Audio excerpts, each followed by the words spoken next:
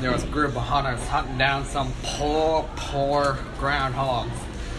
They were shoving bombs, nukes, AK-47s, the whole shebang.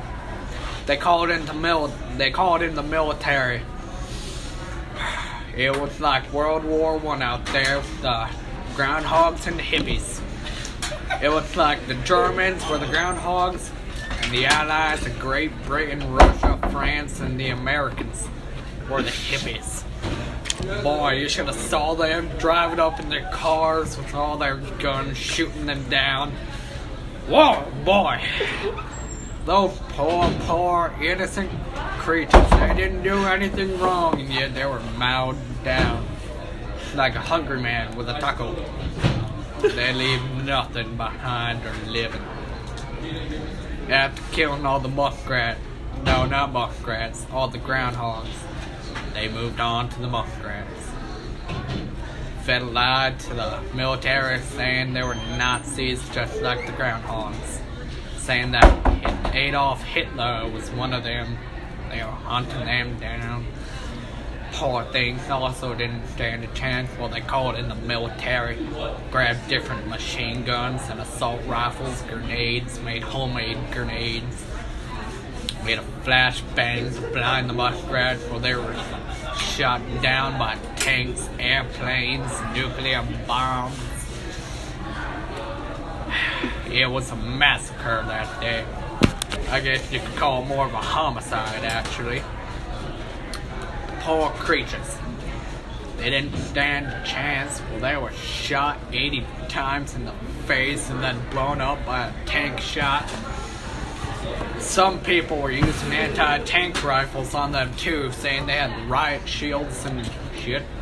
Well, they were unarmed, whimpering. Well, they got shot in the back of the head. 30 rounds, and then another 30 rounds, and then 20 rounds to make sure it was dead.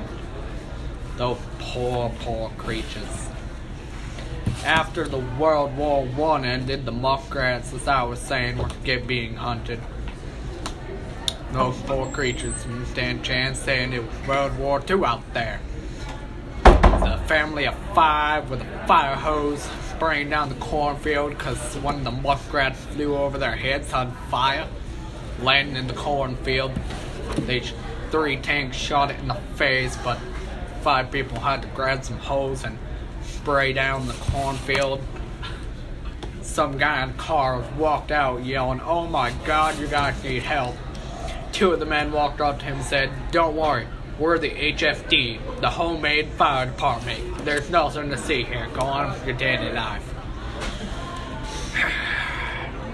Slowly, while he looked over his shoulders, he saw all the tanks and the whole U.S. military and part of the Air Force shooting down muskrats and one groundhog. He saw one muskrat running around with a silly Adolf Hitler mustache on his nose while they shot him down, tried interrogating him, asking why he tried to kill himself in World War II. They shot that poor creature because it wouldn't talk, because it couldn't talk. All they heard got out of it was, "Wah, wah, wah, wah, wah." That poor creature. After the World War II, the military were going back home. They were walking across the street and saw Bambi. They decided to kill that Bambi and walk out into the forest, hunt some more. They found one griffin jumped out of a tree on top of it with a machine gun and put 30 bullets in the back of the head, yelling the whole time, "Come here, Bambi." That poor thing was going to be my birthday gift to my daughter. I had to give it the corpse to her. She didn't like it. I think she's going to have nightmares until the age of 4 and more. Sad days to live, people. Now, as I tell you this story, they're probably hunting down more muskrats, Adolf Hitlers that they put silly mustache on just for the heck of it, and more poor little Bambis. Another story to tell: they found one in the middle of the road, called back a speeding tank that ran over Bambi. Then another griffin jumped out of the tree with another machine gun with 3 extra clips, shooting it in the back of the head. When the dear military came, they saw one of their operatives 90 lead bullets in the back of the head, while suddenly the whole military was shooting them with tanks. Look, there's Bambi right now. See you later, folks. About to be a few tanks coming through.